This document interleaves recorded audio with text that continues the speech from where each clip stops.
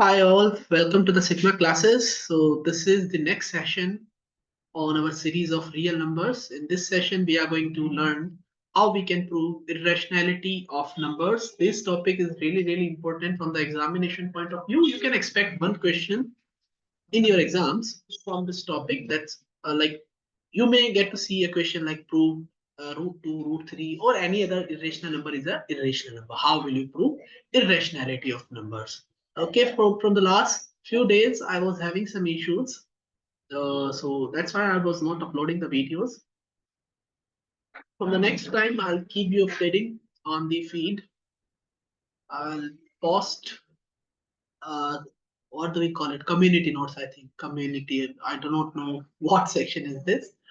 But don't worry, you'll get an update about it.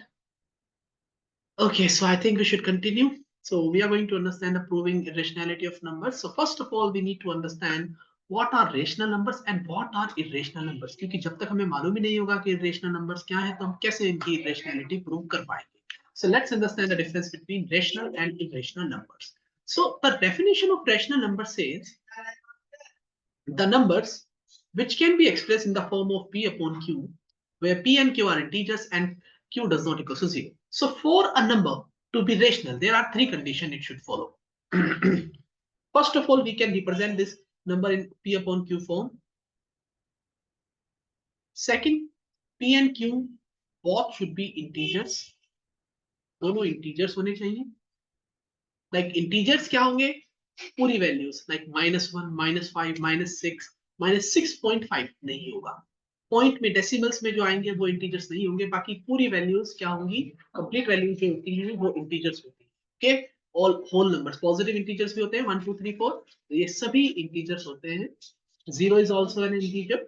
Okay, now the third condition is q should not be equal to 0. जो ये denominator है ये कभी भी 0 ना हो p अपॉन q की फॉर्म में.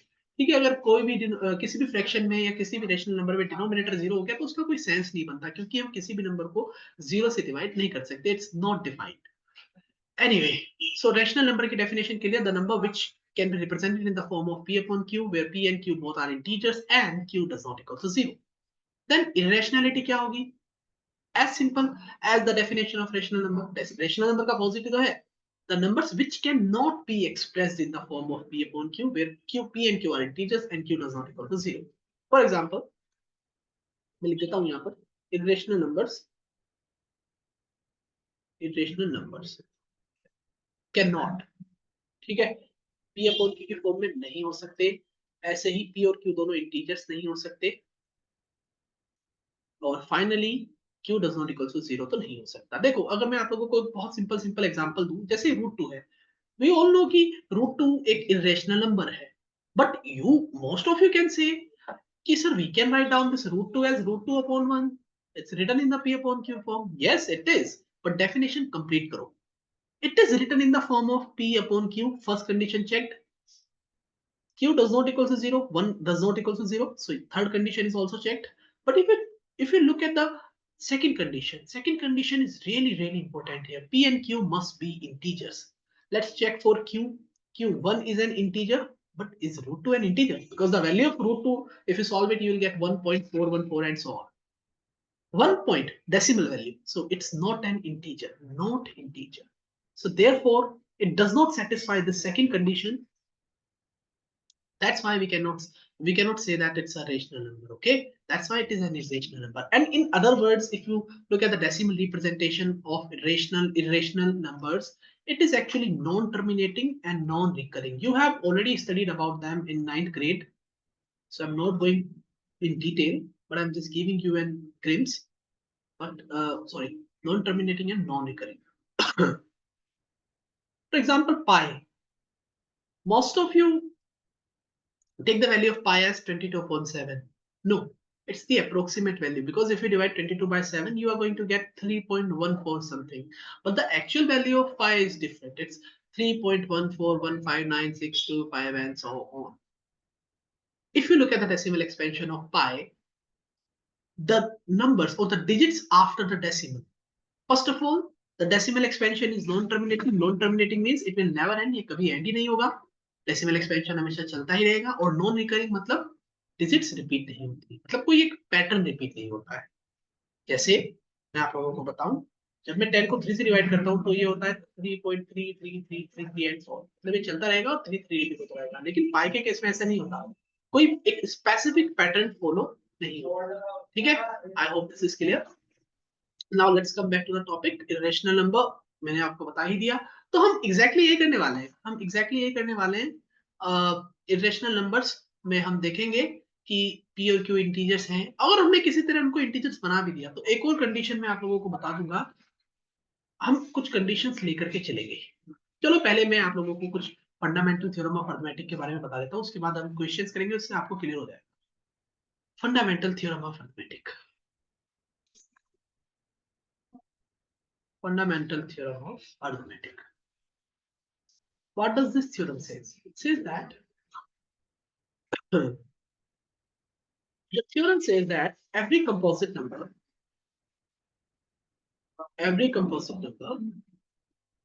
can be expressed as the product of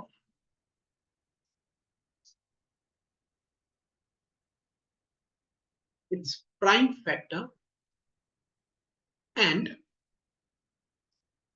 this factorization is unique. Factorization is unique apart from the order. मतलब क्या है? बहुत सिंपल है, देखो I already told you about the composite numbers. वो ऐसे नंबर जिनके दो से ज्यादा फैक्टर हो, they all are composite number. For example if I take 12, I can write down this 12 as the product of its prime factors। 12 के जो prime factors हैं, जो प्राइम नंबर्स हैं जो 12 को डिवाइड कर सकते हैं, उनका प्रोडक्ट मैं इसको एक्सप्रेस कर सकता हूँ। I can express it as 2 into 2 into 3। So I have already expressed this composite number as a product of its prime number, prime factors, and this factorization is unique apart from the order। हर किसी एक number के लिए, हर किसी अलग अलग composite number के लिए जो प्राइम फैक्टराइजेशन है ये अलग अलग होगा। मतलब जैसे ये 12 है, अगर मैं 16 लूं, या चलो 18 ले लेते हैं क्योंकि इसमें अलग फैक्टर्स भी आ जाएंगे। 18 ले लेते हैं, तो it can be written as 2 into 3 into 3। ठीक है, तो देखो 12 के लिए अलग है फैक्टराइजेशन और 18 के लिए फैक्टराइजेशन अलग है। Apart from the order, order मतलब कुछ भी हो सकता है, जैसे 2 into 3 into 2, आप इसको 2 into 3 into 2 भी लिख सकते हैं। जो प्राइम फैक्टर से आप इनको इधर उधर कहीं भी लिख सकते हैं। ठीक है, यहाँ पर apart from the order, order से कोई फर्क नहीं पड़ता, but the prime factorisation is unique. ये हमेशा यूनिक होगा, ऑर्डर बदलने से कोई फर्क नहीं पड़ेगा प्राइम फैक्टराइजेशन पर। I hope this is clear for all of you. Now, the application of this theorem is, we have an application which we use to prove the irrationality of number. The application says that, first of all, you need to understand this application. The application of this theorem, it says that if P divides A square, then P will always divide A. P will always divide A. And the conditions are really, really important, where P is a prime integer, prime number, and A is a positive integer. A is a positive integer. Positive integer मतलब क्या है? मतलब ये कि अगर कोई हमारे पास एक प्राइम नंबर है p, और अगर वो a स्क्वायर को डिवाइड करता है, a कोई प्राइम नंबर है, अगर वो उसके स्क्वायर को डिवाइड करता है तो वो p, मतलब वो number prime number p a को भी डिवाइड करेगा। फॉर एग्जांपल इफ आई से, देखो मैं कोई एक एक प्राइम नंबर ले लेता हूं। इफ 3 डिवाइड्स, 3 तो एक प्राइम नंबर है, 3 divides let's say 6 square, 3 divide करता है 6 स्क्वायर को। 6 square we all know what it is, it's 36 actually. तो 6 डिवाइड करता है 36 को, तो according to this theorem 3 will also divide 6। So 3 divide करेगा 6 को भी। अब मान लो, ये तो हमेशा ऑलवेज ट्रू है जब हमारे पास प्राइम नंबर का केस हो, लेकिन अगर मान लो हम प्राइम नंबर ना ले तो उस केस में क्या होगा, ध्यान से देखना। उस केस में क्या होगा मैं आप लोगों को बता देता हूँ। वेट अ सेकंड, मैं 3 के बजाय मैं यहाँ पर ले लेता हूँ 4। मैं प्राइम नंबर लेने के बजाय मैं यहाँ पर कोई भी एक कंपोजिट नंबर ले लेता हूँ। If 4 divides 6 square. ऑब्वियसली बात है भाई, 6 स्क्वायर होता है 36, सो 36 को 4 डिवाइड करता ही है. Does 4 divides 6? क्या 4 6 को भी डिवाइड कर रहा है? तो इस केस में अगर आप देखो, जब हमने कंपोजिट नंबर नहीं लिया तो it doesn't follow the application part, है ना? So the condition is really important here. P should be a prime number and A is a positive integer. I hope this is clear for all of you. ठीक है? So now let's do a simple question. Let's do a simple question. The question says that prove root 11 is an irrational number.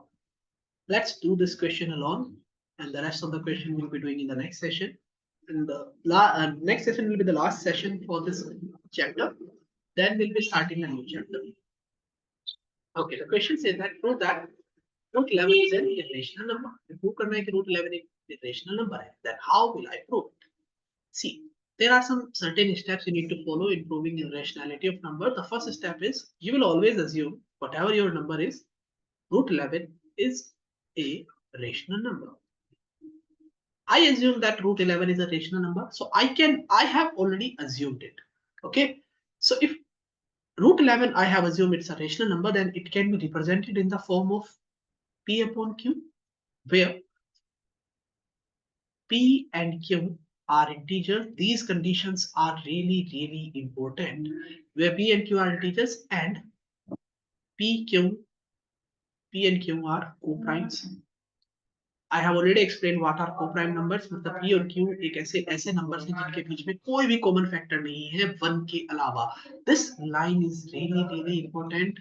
मैंने अभी यहाँ पर already अपने assumption में मैंने ये mention कर दिया है कि P और Q 0 के इक्वल पे नहीं है. ठीक है, मैंने already अपने assumption पे ये बता दिया है कि P और Q के बीच में कोई भी common factor नहीं है 1 के अलावा. ये मैंने अपने assumption में कह दिया है. अगर मैं इसी बात को गलत प्रूव करूं, मतलब मैं 1 के अलावा अगर कोई और फैक्टर दिखा, तो मतलब मेरा अजम्पशन गलत हो जाएगा, है ना? तो मुझे यही करना है, मैं अपने अजम्पशन को गलत प्रूव करूंगा. और अगर मेरा अजम्पशन गलत हो गया कि रूट 11 रेशनल नंबर है, तो ऑलरेडी अगर रेशनल नहीं हो तो रेशनल हो जाएगा. ठीक है, I hope this is clear to all of you. Now let's solve this. So let's do squaring on both the sides. Squaring कर लेते हैं दोनों साइड्स में.